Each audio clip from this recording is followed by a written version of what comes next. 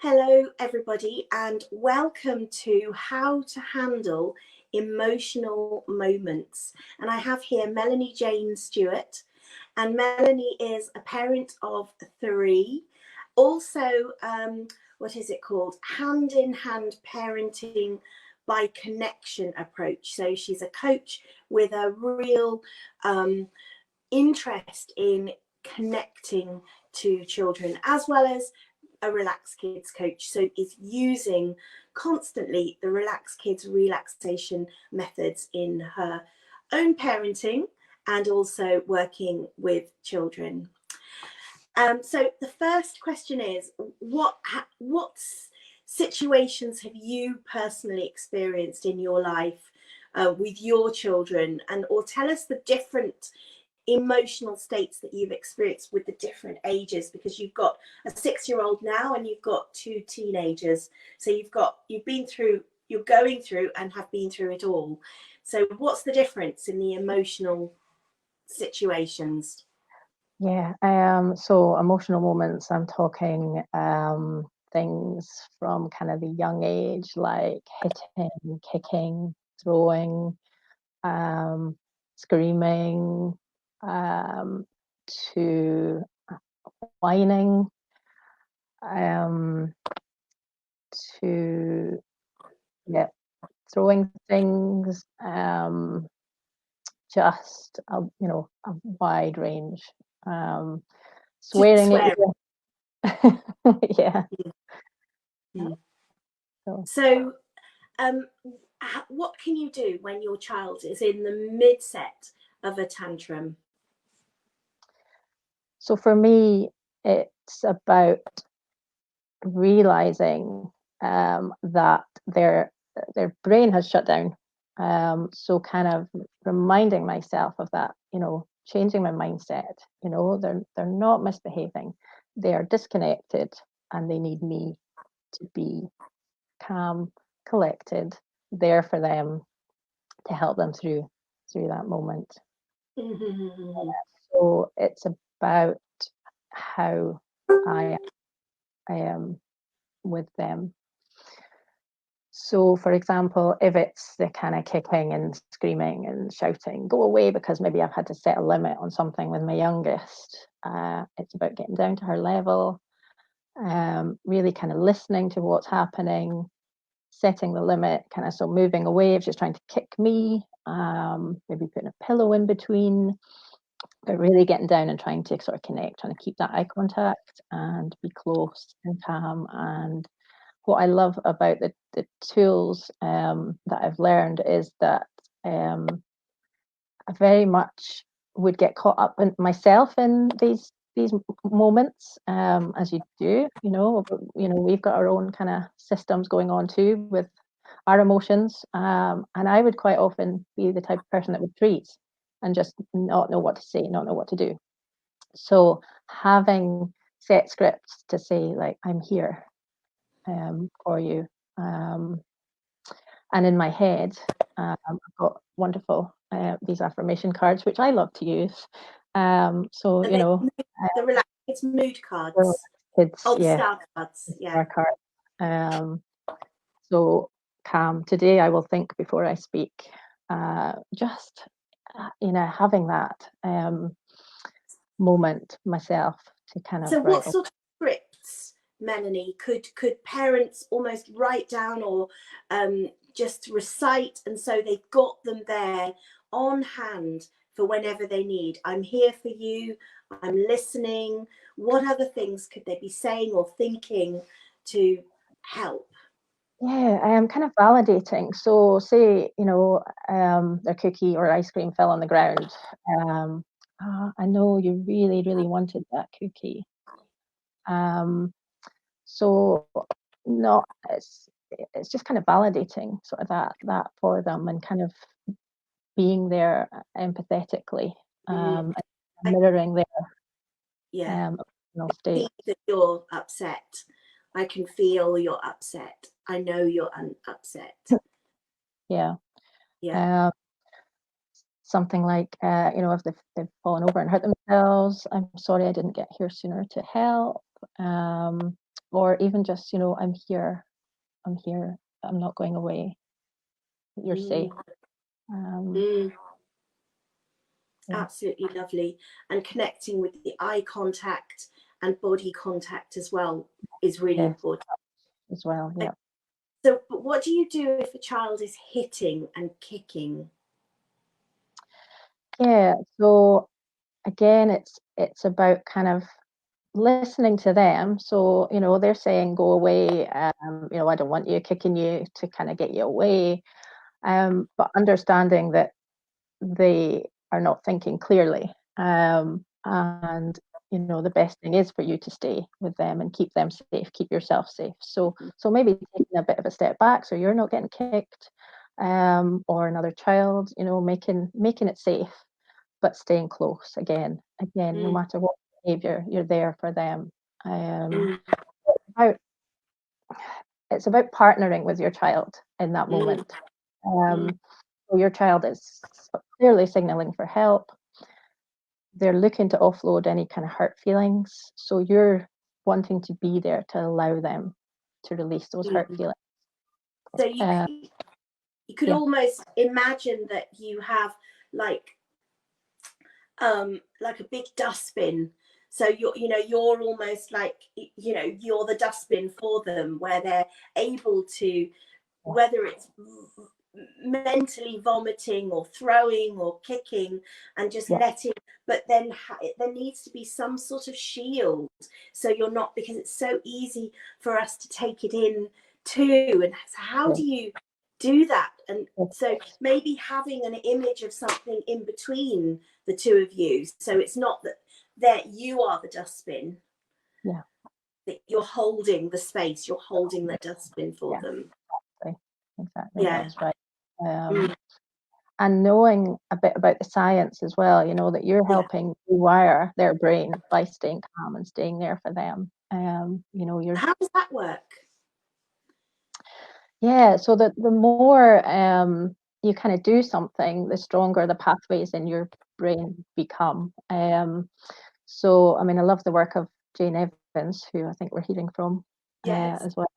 And also Dr. Suzanne Zedijk, who's really kind of helped me understand that, where yeah, the more you do it, the stronger these come. So you being calm with your child, and kind of being there for them, and through that, the pathways will grow, and connect, and the right ones. So taking relaxed kids classes, meditations, mindfulness, all Mm. that stuff to do with Really. relaxed kids when they're not in their emotional moment really kind of helps with that as well. You're kind of wanting these pathways to strengthen. Absolutely. So, what can you do when a child is shouting and even swearing? Yeah, I like to use a hand-in-hand tool called play listening quite often. So it would be kind of going in playfully with it and connecting playfully. So something like maybe with the younger one, I would look to get some kind of laugh to release any tension around that. So I would maybe go with a megaphone voice, like, "Who is this talking?" You know, or kind of just really listen for the laughter, and kind of Okay. follow that. With the older ones, my son quite often, or my daughter when she starts with the whining, it's very much kind of like, "Oh, come here, you know," and just kind of using Mm. that touch and maybe kind of ruffling. My son likes his head being ruffled, you know, ruffling his hair. "Oh, you know, come on, you." Um, and Mm. just dynamics rather than getting into a power struggle. Absolutely. So how? Because like the what's I'm just trying to figure this out, because to find that moment of laugh, because that emotion can so beautifully transform to laughter when, you know, sometimes we are in emotional state, or you're crying and then you start laughing, because because it's a very similar emotion, it just moves through the body. Or how to get that point of laughter without laughing, without making a mockery of their emotion, because that's really important too, isn't it? And they need to know that you're not making fun of them. It is, exactly. It's making light of it. It's not reacting to the words. It's understanding, you know, that there's something underneath that, why this is coming out, and trying to find a way. You get to know your children as well, and what kind of things they like, and they don't like. And yeah. So the tools are adaptable in that way. You know that my daughter, one day I picked her up from school and she just refused to walk, and she kind of was standing there, and I just started doing a silly walk. She loves Mr. Bean, you know, so I was like, I'm going to do a Mr. Bean walk, you know, and so it's just finding something that they will engage with. Absolutely, yeah, brilliant. And then how do parents protect, or not protect, but not even prevent, prepare for the emotional moments? Like with the, you know, have you got some tips on getting prepared beforehand, so knowing what to do in the moment? Because in those emotional moments you cannot say just relax, chill out. It's the worst thing to say. So how to prepare the mind and the brain, so maybe even there will be less emotional moments, or they won't be as intense. How can parents do that? Learning the tools of relaxed kids. So you know, you've got your kind of 7 steps of relaxed kids. So quite often these can help before it kind of escalates, before it gets to that place where the child has gone off track. But as a parent, you need to, I think, take the lead and see, you know, so be listening to kind of language, and you know when maybe something's not quite right, and kind of stepping before it. So you'd recommend having a weekly relaxed kids class or relaxation class, but also other things in the evening, morning. What do you do with your children? What's your timetable? I do special time as well, which is where I set a timer and spend one-to-one time with each child. Obviously it's different now, they're getting a bit older. The older two, I kind of have to be a bit more sly with it, because special time, no. I usually catch them in the car or something like that. But with the little one, like, yes, special time, you know, get the timer, you're in charge, you get to decide. How long? 10-15 minutes can so not a long time. Enough. Not a huge time, but looking to really engage in that time with your child, and they're in control, so you're following their lead, because so often in day-to-day life of especially young children, you know, they're being controlled. You know, you're coming here, we're going there, and timetables and whatnot. And it's a really good way to connect and actually listen to what it is your child enjoys playing with, and they can offload an awful lot of stuff through that play as well. Amazing. And so you mentioned being a little bit more sneaky with the teens, going into the car, and the great thing about a car is you can have a conversation, but it's not confrontational. So if you're sitting side by side and you're looking forward and there's some nice music on, you can chat to them without, you know, one-to-one for 10-15 minutes, without that sense of confrontation or being interrogated. But what other sneaky suggestions you got for having this special time with teens? Yeah, well, really just when they come to you, it's about trying to make yourself available, because it's so few and far between. So I find I try and make myself available late in the evening, just before, usually just when I'm looking to go off to bed. That's it. I know they're going to pop up and start talking. So it's making sure I kind of know that that's what they like, and maybe just sleeping in a little bit longer the next day or whatever, catching up on myself another time, because yeah, as I say, it's so few and far between, because they're off with their friends and doing their own out with that. So, or like having some sort of little routine where you go in with a drink or something, and then you even like a little snapshot of a moment that they know that you're there. In what they're doing, asking. Even if they're playing video games and stuff. Even my 6-year-old's into her video games these days. And so it's asking and kind of joining in that play sometimes too. Mm-hmm.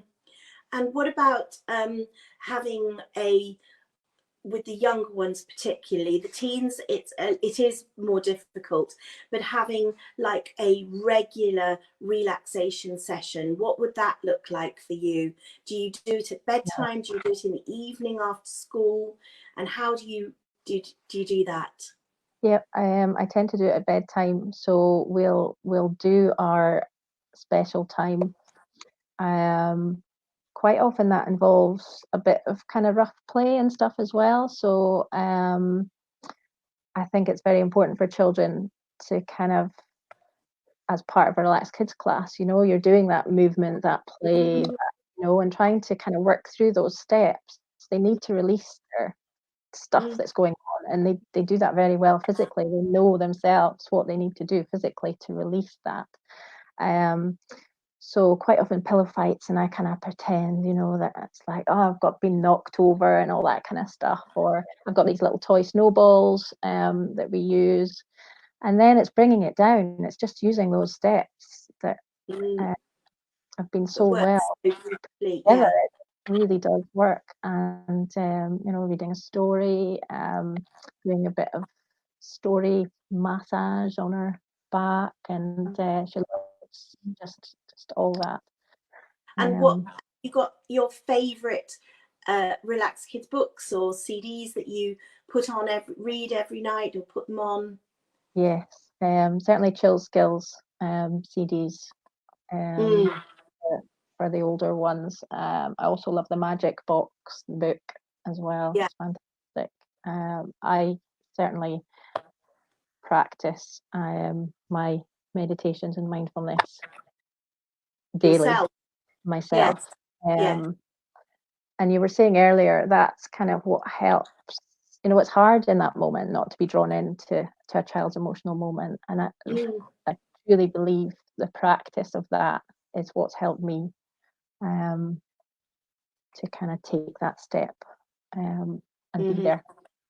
And what do you do? What sort of meditation practice or relaxation practice? Do you do it in the morning, first thing? Do you do it in the evening?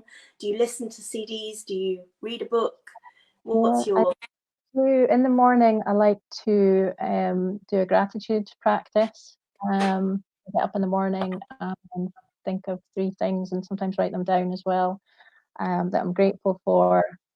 Get out and have my walk first thing in the morning. That to me is my kind of meditative thing. And then at night I listen to a visualization before I go to bed, and usually don't hear the end. Amazing. Yes, I love that. Yeah. Because your whole mind and body and brain is just to fall asleep listening to a relaxation is just the best, because your whole system, because very often we can go to sleep in quite a stressed state, can't we, where we're just like and we almost go to sleep just through exhaustion and not through relaxation. So learning to relax our body and mind consciously before we sleep is so important, and that's why all the Relax Kids CDs and books are there to help the children consciously go into that state of relaxation, because it's so easy just to be thinking and then just drop through just sleep, just through exhaustion. And I don't believe that when we fall asleep through exhaustion, I feel that the mind is still playing, it's still, and so it's not really restful sleep. But have you noticed yourself the difference when you yourself and also your children, when you go to sleep in a relaxed state and then go to sleep in your just normal having thoughts, and then you just fall asleep exhausted? Do you notice the difference when you wake up? Huge difference. Yeah. You feel rested. Feel rested, ready for the day, and able to handle these emotional moments that come up through the day. Amazing. There's less, certainly for the children, when they regularly partake in, when I'm using the tools of Relax Kids and Hand in Hand together, I think they just work amazingly together. Fantastic. So for you, coping with the emotional moments is all about connecting, being there, saying the right things, having that script, I'm here, the eye contact, but also preparing with the relaxation, with your own relaxation and mindfulness, and having special time, and then having the constant daily, nightly relaxation. So children's minds are just in a more relaxed state, so maybe less going into the emotional moments. So that's in a nutshell. And I think, just as an aside to that, as a single parent, having the support there, being able to ask for support and help, and finding my village. I've been able to do that through Relax Kids and the coaches and the support, and also through the Hand in Hand community as well. I feel like that's my emotional village. The Relax Kids coaches are such an amazing group of people, mainly women. We do have some men, but and we do want more men, because the boys particularly need good role models. But amazing support team of like-minded, and they say, isn't it, that it takes a village to raise a child. So have all that, having all that support for yourself and also the children. Thank you. Thank you, Melanie. That was absolutely brilliant. We've got lots of tips, I hope, for everybody. Thank you. Thanks for having me.